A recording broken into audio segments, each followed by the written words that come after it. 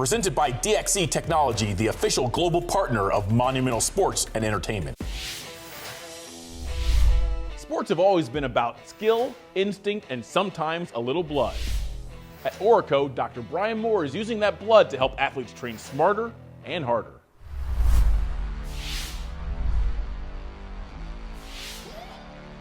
Training and performance at the elite level is about really fine detail, and you've got to really work hard to get better.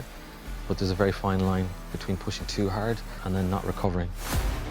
I think as athletes, we find different nuances and ways to get that 1% or 0.5% take us to the next level.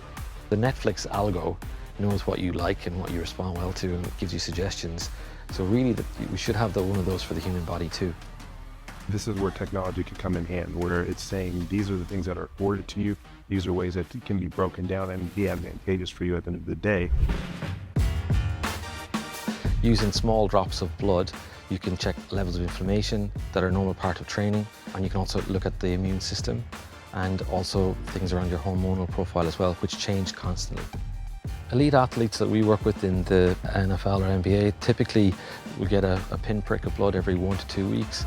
In the Premier League, it's game day +2, and we'll have a look at how they've responded to the training, check their inflammation levels, and ideally that has receded. If it hasn't, they might need a little bit more of a recovery modality or a protocol.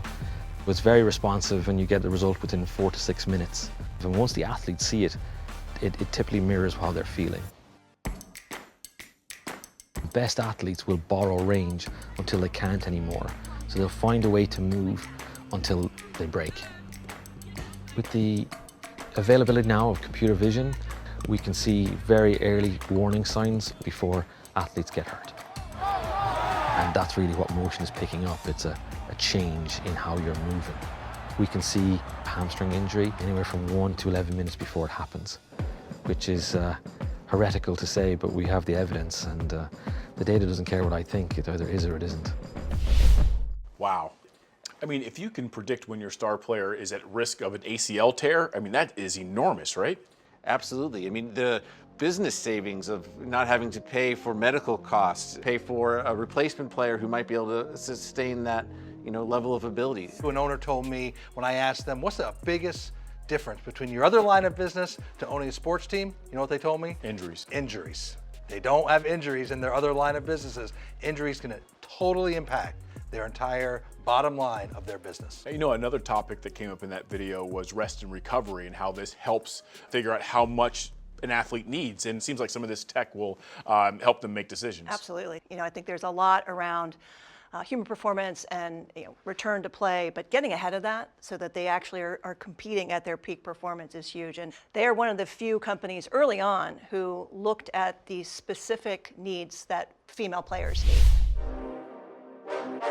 One of the main pillars of our programs is a female athlete program, and it was born out of a realization there's very little research on women, and we've got a free app called FitrWoman.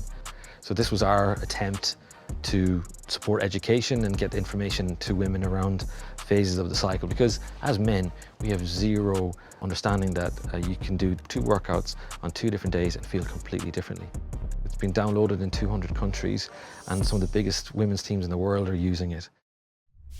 And one of the team sports that's done a really great job with that is the U.S. Women's National Soccer Team. I believe it was using the FitrWoman app as well, and certainly the women's national team's success speaks for itself. I remember an interview I did several years ago with the Capital strength and conditioning coach, and he said the most frustrating thing for him in more than 2 decades in the business was when a player would come to him and go, "Why did I feel good on Friday night, and on Sunday I could barely move my legs?" And he said, we're trying to figure out and give that player an answer. And I think some of this technology might bridge some of the gap there and help them find some answers. Yeah, and we're seeing it not just at the team level, but the league level. The NBA, of course, has been beset by these words, load management, for a long time. We now have this player participation policy, but the NBA, to their credit, is trying to take action. And one of the initiatives that they just started rolling out this year is that every single team is going to get their own biomechanics lab, doing motion capture temperature and force plate data, all the things that you would want to have a good setup. And the hope is that it becomes an athlete data passport, where like a team trades for a player and they immediately get all of the biomechanics data they've had before. You know, Joe, they're doing this in other leagues as well. And in the NFL, this same tech-driven approach is building digital versions of every player,